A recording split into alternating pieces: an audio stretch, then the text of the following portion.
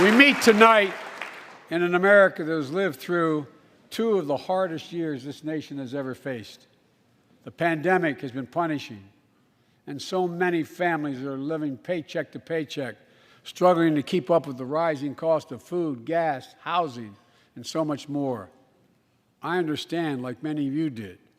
My dad had to leave his home in Scranton, Pennsylvania to find work.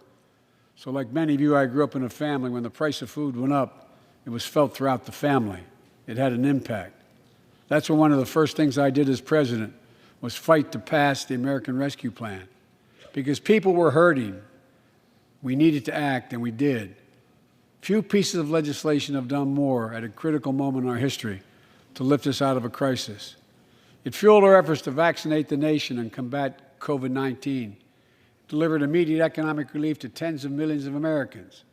It helped put food on the table. Remember those long lines of cars waiting for hours just to get a box of food put in their trunk? It cut the cost of health care insurance. And as my dad used to say, it gave the people just a little bit of breathing room. Unlike the $2 trillion tax cut passed in the previous administration that benefited the top 1% of Americans, the American Rescue Plan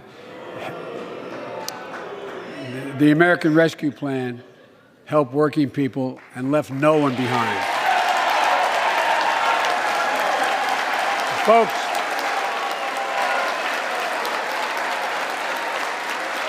and it worked. It worked.